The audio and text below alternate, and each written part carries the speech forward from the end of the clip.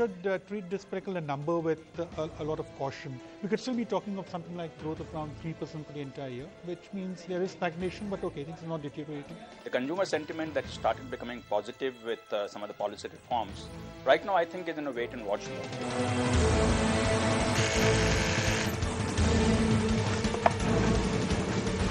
Very careful about these monthly numbers because a lot of changes happen because of the Indian calendar.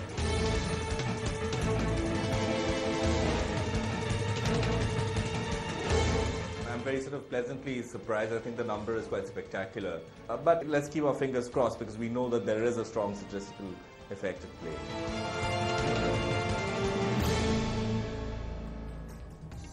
A huge positive surprise with industry output expanding at 8.2% in October, taking it to a 16-month high, beating all analyst forecasts. Hello and welcome. You're with We Mean Business. I'm Shweta Rajpal-Kohli. On the show today, we discuss if the October data reflects a larger trend and is recovery truly underway. Let me introduce our guests on the show. With us here in the Delhi studio, Dr. Rajiv Kumar, independent economist and industry expert. Shubhada Rao, chief economist of Yes Bank, joins us from Mumbai. Mr. Ajay Bhat, CFO of Monnet Ispat Energy, joins us on a link. Mr. Venugopal Dhoot, CMD of Videocon Industries, joins us from Mumbai. And T.C.A. Srinivasa Raghavan, senior associate editor of the Hindu Business Line, is with us from Chennai. Let me go across straight to Dr. Kumar to make sense of these numbers. Dr. Rajiv Kumar, definitely a positive surprise, much relief for policy makers, but can we really depend on this data? How reliable is it?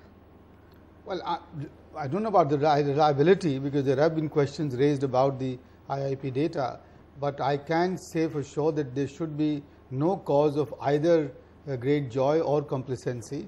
Because as you well know, this is entirely due to, largely due to the base effect. Right. Because the index in October 2011 was a negative 5%. 5%, absolutely. And therefore, this is like a dead cat jump.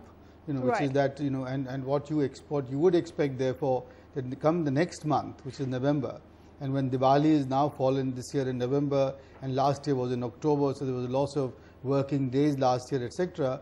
You'll get a nasty surprise, hopefully not too nasty, in the month of November. Right. But what you see overall, and this is where I think we need to be very careful, is that earlier it was just the investment demand which was weakening.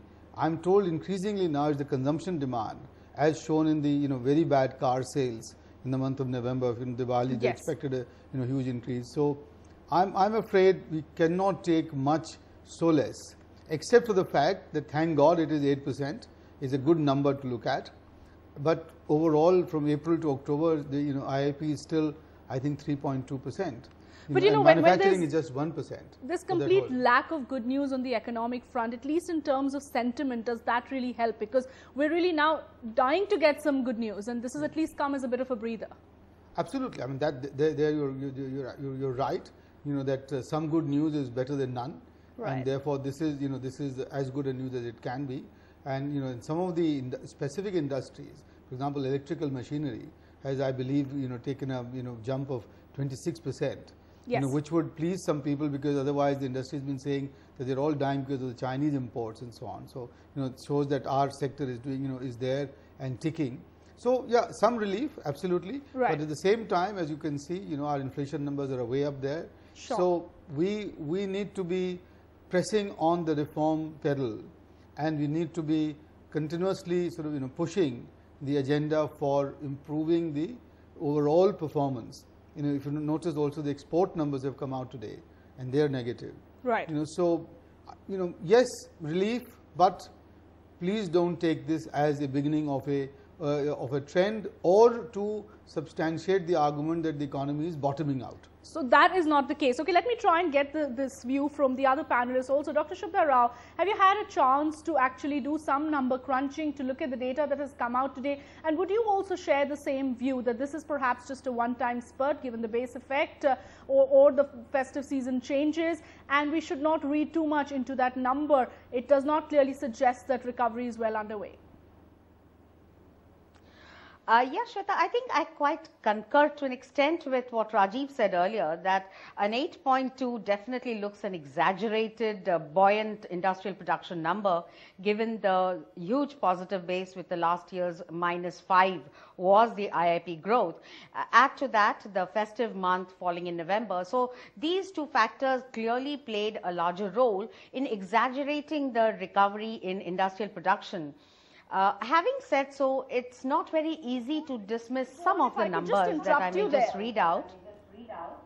Sorry, ma'am, if I could just interrupt you and ask one question. Why were analysts so way off the mark then? Because both the base effect as well as the festive season were facts that were known. So how is it that the numbers still managed to beat estimates? That's something I'd like to understand. Absolutely. I think a fair point, Shweta. Two factors I would put them. While we all had anticipated that festive demand would push up consumption space, but the recovery or the buoyancy in both consumer non-durables and durables was extremely strong, particularly in consumer durables. The passenger cars, yes, we had some data, but mobile telephony and other spaces in durable segment was very high.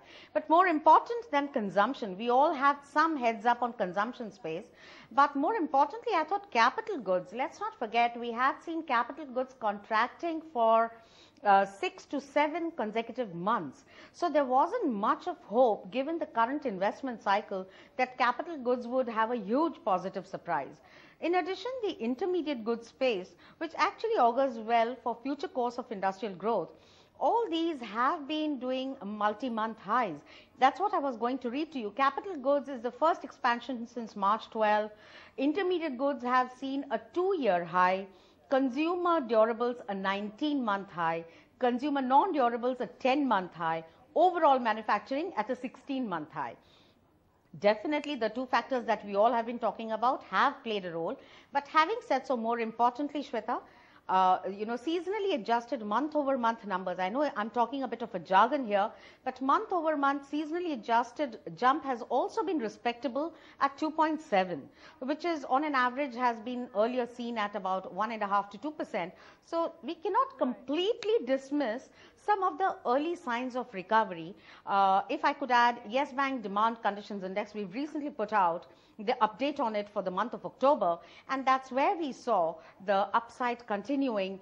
In September, it was the first uptick, and following that in October it built. It is a gamut of factors, personal loans, it is imported consumption items. Of course, that doesn't tie up with our domestic production cycle, but you have mobile telephony, passenger cars. We have a 5 or 6 variable built index, and that has shown uptick for September and 12 after contracting or after correcting for about 6 to 8 months.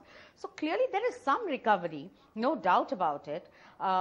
Probably October, December is a more consumption heavy support to recovery, following which probably the last quarter is going to be some support being seen on investment cycle. Not very huge, not very V-shaped kind of recovery, nobody's anticipating. But the fact is, are we gone past the lowest point of the trough in current economic cycle? I would believe so. It's early stages yet, but recovery is slowly taking shape, is what my perception would be after reading today's industrial data. India's #1 news app just got even better. Download NDTV's new app, fully optimized for retina display, full screen view, faster response time, and Sudoku. NDTV's new iPad app. Download now.